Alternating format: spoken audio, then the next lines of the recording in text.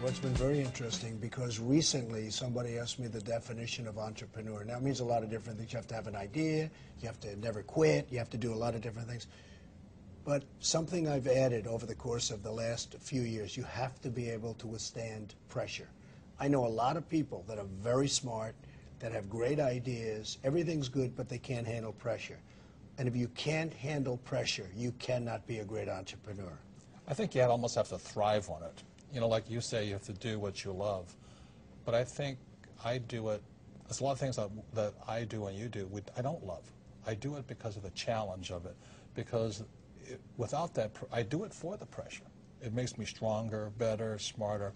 I know if I solve this problem, I'll be smarter at the end of the problem. So I think that's what the pressure that I like about this is because we're creating out of nothing. You know, when you created this building, there was nothing. And you said, now there's going to be a building here. And you go, wow. Well, the word pressure is very interesting, and we're going to be doing a book together called The Midas Touch, and a lot of that book is going to be devoted to the word pressure. Right. Because if you can't handle pressure, you cannot be successful, really, in my view. Right. Almost successful at all, let alone very successful. Right. So you have to be able to withstand and handle pressure. Well, the book, The Midas Touch, you know, came from the idea that how come some entrepreneurs get rich, but most don't. And what the book is about is what you do and what I do that gives the edge to whatever we do. Because there's a lot of authors, a lot of entrepreneurs, a lot of guys on television, a lot of guys in real estate. But there are certain things that you do that give your buildings a 50% up value. You know, there's some things that you do that are magical. That you know, when I come to town, all I see is Trump buildings. I was just in Vegas, and all I see is Trump. You know, when I go to Florida, I see it's Trump. Or Chicago, I just see Trump. And that's the magic of what the Midas Touch is about. There are certain things that you and I do that gives us the edge over the ordinary entrepreneur. For example, The Apprentice. How much is that worth? I mean, you know, not just for the television show, but how much was it worth to the overall Trump brand? The Apprentice, by the way, for me has been a great, it's just a great story. Well, because nobody thought it was going to be successful. NBC didn't even sign me to more than a one-year contract. It was just a one-year thing. It was going to go on. It's going to go off.